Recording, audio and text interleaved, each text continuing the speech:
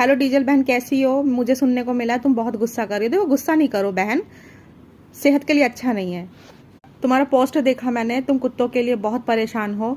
और देखो, परेशान होने की जरूरत नहीं है, ये समय कुछ करने का है। तुमने महादेव से प्रार्थना की है, हे महादेव इनकी रक्षा करो और इन्हें भी जीने का अधिकार है। लोग पता नहीं क्यों इनके पीछे पड़ गए हैं, और आपकी मर्जी के बगैर तो पत्ता भी नहीं हिलता।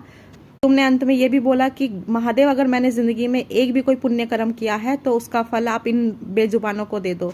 देखो बहन, पहली बात तो मुझे नहीं लगता तुमने कोई पुण्य कर्म किया है, क्योंकि तुमने बहुत झूठ बोल बोल के लोगों को भड़काया है। बहुत तुमने मिस इन्फॉर्मेशन दी है सपना के खिलाफ। तुमने बहुत जी दुखाया उन दो छोटी बच्चियों और सपना का, विधवा औरत का। तो अगर तुमने पहले कभी किए भी होंगे ना पुण्य कर्म, तो पूरे नष्ट हो गए होंगे सारे। अब तुम्हें दोबारा करने पड़ेंगे। कि मुझे बहुत टेंशन हो रही है कि तुम टेंशन ले रही हो कुत्तों की। देखो बहन, इसका एक सोल्यूशन है। शासन प्रशासन की इसमें कोई दोष नहीं है। शासन प्रशासन का ये कोर्ट का ऑर्डर है जो कि फॉलो करना पड़ेगा सभी को। ये जो आवारा कुत्ते होते हैं जो रोड पर घूमते हैं, जब ये घूमते हैं तो इनका कई बार एक्सीडेंट भी हो जाता है। ये भूखे भी रहते हैं कई कई दिन तक, इन्हें खाना नहीं मिलता और इनका इलाज भी नहीं हो पाता है। तो बेचारे बेघर हो, बारिश में सर्दियों में ऐसे घूमते रहते हैं। अगर ये शेल्टर में रहने जाएंगे ना तो इनको अच्छी केयर होगी इनकी।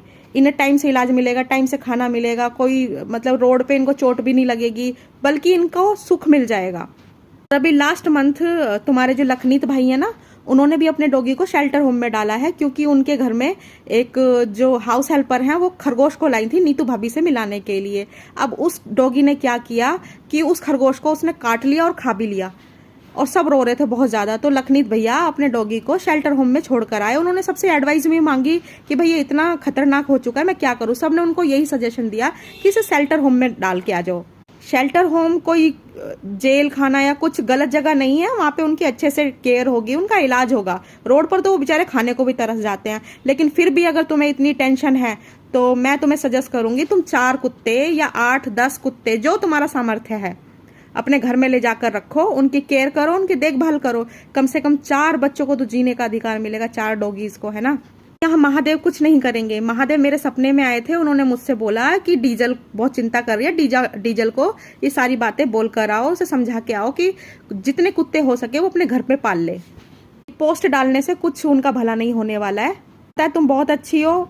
अगला जो वीडियो आएगा यही आएगा कि तुम 8-10 कुत्तों को अपने घर पे ले आई हो जिनकी देखभाल करोगी। पुण्य कर्म तुम झूठ बोलकर लोगों को गुमराह करके खत्म कर चुकी हो। शायद वो पुण्य कर्म फिर से तुम्हारी झोली में आकर डल जाए। अभी लास्ट वीक ही मेरे हमारी यहाँ पर सोसाइटी में एक हाउस हेल्पर है, बूढ़ी है वो, उनका पूरा पैर नोच के ले आया था डॉगी।